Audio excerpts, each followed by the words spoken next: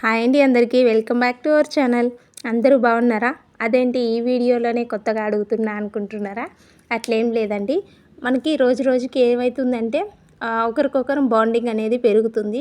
ఆ విధంగా అందరూ బాగున్నారా అని అడుగుతున్నా, అంతేను. అయితే మా వారితో నేను ఒక మాట అన్నాను.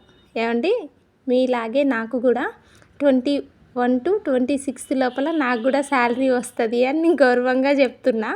అయితే మా వారు అన్నారు, ఇక నేను జాబ్ చేస్తా కానీ కొన్ని విషయాలు మాత్రమే నేను ఇంట్లో చూసుకోగలను. నేను జాబ్ చేస్తూ నాకు శాలరీ రావడం అన్నది అది గొప్ప విషయం. మా వారికి ఎక్కువ శాలరీనే, నాది చాలా తక్కువ.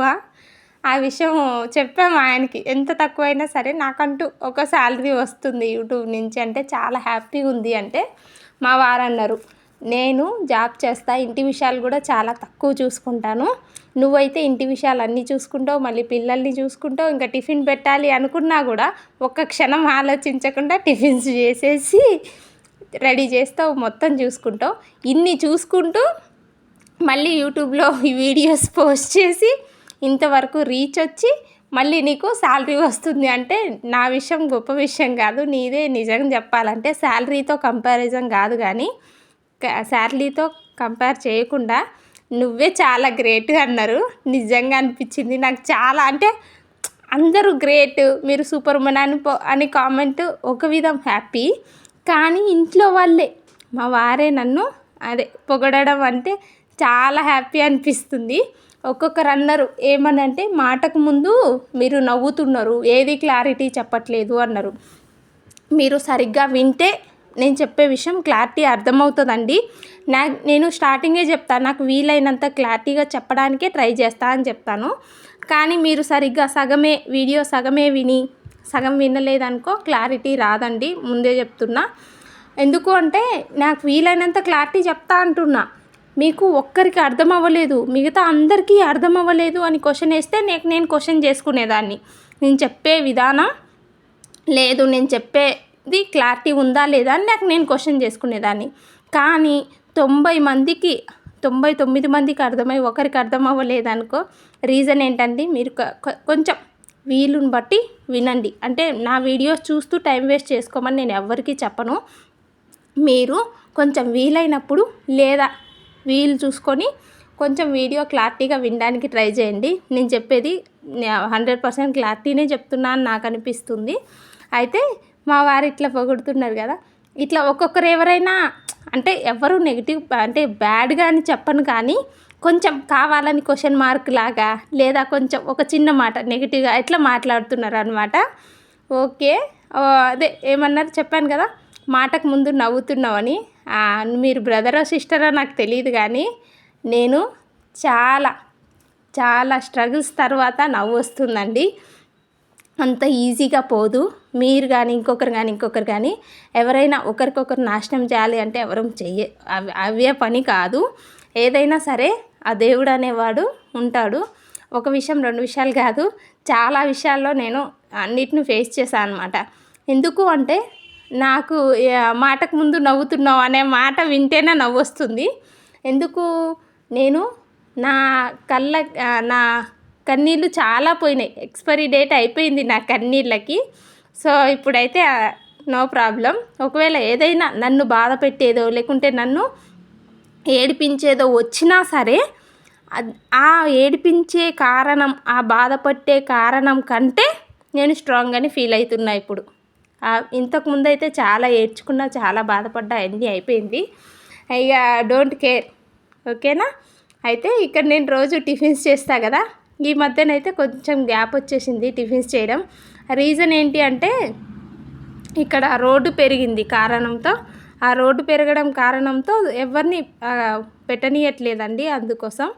ఇంకొకటి ఏంటి అంటే నాకు శాలరీ వచ్చిందా అని అడుగుతున్నారు. నాకు శాలరీ అయితే ఇంకా రాలేదు. వచ్చిన తర్వాతే నేను వీడియో చేద్దాం అనుకుంటున్నా. ఎందుకంటే ఫేక్గా అయితే చెయ్యొచ్చు. నా చేతిలో మనీయో మా వారితో ఏదో ఒకటి ఇప్పించుకొని నేను శాలరీ ఊరికే మనీ పట్టుకొని వీడియో చేయొచ్చు. ఆ విధంగా చేస్తే అందరూ నమ్ముతారు, నమ్మరని కాదు, కానీ నేను అట్లా అబద్ధం చెప్పాలి అనుకోవట్లేదు. నిజంగా శాలరీ వచ్చిన తర్వాతే వీడియో చేద్దాం అనుకుంటున్నా. మీకు గూగుల్ పిన్ ఎందుకు ఇంత లేట్ వచ్చిందంటే, గూగుల్ పిన్ సంక్రాంతి అప్పుడే వచ్చిందండి. 10Kకి ముందే వచ్చింది. కాకపోతే నేను వీడియో అప్లోడ్ చేయలేదు. ఎందుకంటే శాలరీ వచ్చాక గూగుల్ పిన్ శాలరీ కొన్ని విషయాలు ఛానల్ గురించి చెప్పి వీడియో అప్లోడ్ చేద్దాం అనుకున్నాను. ఇప్పుడైతే ఒకరోజు హాలిడే ఉండే మా బాబు వచ్చారు, నేను వీడియో తీస్తున్నా అని చెప్పేసి బ్యాగ్ కింద దాపెట్టేసుకున్నాడు. అయితే ఒకవేళ వస్తే శాలరీ ఖచ్చితంగా చెప్తాను, అబద్ధం అయితే చెప్పను. ఊరికి అబద్ధంగా ఇన్ని వేలు వచ్చినాయి అని ఇప్పుడు నేను పైసలు పట్టుకోను, లేదా ఇలా ఫోటో పెట్టో, లేదు నేను ఇంత వస్తుంది అని ఎక్స్పెక్ట్ చేయలేదు అని షాకింగ్గా ఇలా తమ్మెల్స్ పెట్టి చేయడం నాకు ఇష్టం లేదు. ఏదైనా జెన్యున్గా చెప్పాలి అని అయితే నేను అనుకుంటున్నా. ఇంకా అది ఎంతవరకు నమ్ముతారా నమ్మరా అన్నది వినే వాళ్ళని బట్టి, లేదా నన్ను సపోర్ట్ చేసే వాళ్ళు చాలామందికి అర్థమవుతుంటుంది నేను చెప్పేది ఏంటి, మంచి చెప్తున్నానా, చెడు చెప్తున్నానా, జెన్యున్గా చెప్తున్నానా, అబద్ధంగా చెప్తున్నానా, ఫేక్గా చెప్తున్నానా. అది ఈ రోజుకి నాకు రిజల్ట్ రాకపోవచ్చు, కానీ నేను చెప్పే ప్రతి విషయం కూడాను మీరు చేసినా అట్లే ఉండాలి. ఒక కుకింగ్ కానీ, ఒక ఏదైనా బిజినెస్ పరంగా కానీ మీరు అందులో దిగి చేసినా అట్లే ఉండాలి, నేను చెప్పినా అట్లే ఉండాలి. ఈ వీడియో ఈరోజు అని కాదు, ఏ రోజుకైనా ఉపయోగపడుతుంది అనే ఉద్దేశంతోనే నేను వీడియోస్ పోస్ట్ చేస్తున్నాను. ఈ విధంగా అన్నమాట. ఒక్కొక్కరు ఒక్కొక్క విధంగా ఆలోచిస్తారు. నా మైండ్ సెట్, నా ఆలోచన వేరుగా ఉంటుంది అని నేను ప్రతి వీడియోలో చెప్తాను. మ్యాక్సిమం కొన్ని వీడియోలో అయితే అట్లే చెప్పింటా. ఎందుకు అంటే ఏమో తెలీదు, నా ఆలోచన, నా విధానం కొంచెం వేరుగా ఉంటుంది. ఈరోజు అయితే ఇద్దరు పిల్లలు, మా వారు ఇద్దరు పిల్లలు అయితే స్కూల్కి వెళ్ళారు. మా వారే డ్రాప్ చేశారు. ఇంకా మా వారు కూడా ఈరోజు ఆఫీస్కి వెళ్ళారు. ఈరోజు వీలు చూసుకొని నేను ఒక వీడియోకి అయితే ప్లాన్ చేస్తున్నా.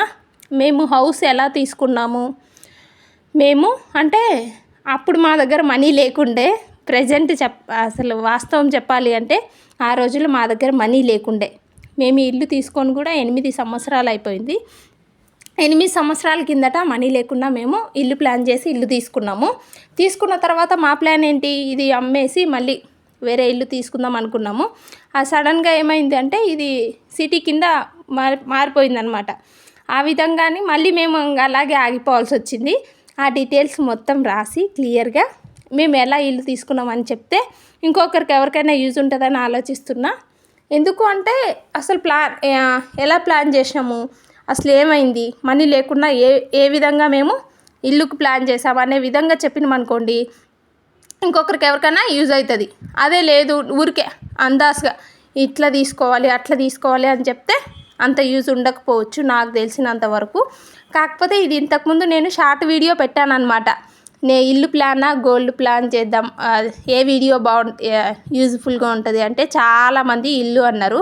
అయితే నాకు వీలు కాదనమాట. ఈ మధ్యన మా వారి ఇంటి దగ్గర ఉండటం, పిల్లలు హాఫ్ డేకే వచ్చేయడం, అందుకనేసి వీలు కాలేదు. ఈరోజు పర్టికులర్గా కూర్చొని ఇల్లు ఎలా తీసుకున్నాం అనేది, మేము ఎలా ఆలోచించాము, ఇద్దరం కూర్చొని మేమేం చేసామంటే 1-2 ఇల్లు చూసి ఆ ఇల్లుని 2 విధాలుగా రాసుకున్నాం అనమాట. ఏ ఇల్లు అయితే మనకి కన్వీనియంట్గా ఉంటుంది, మన మనీ ఏంటి, మన ఇల్లుకి ప్లాన్ ఏంటి, ఏ ఇల్లుకైతే మనం ఒప్పుకోగలం. Thank you for watching.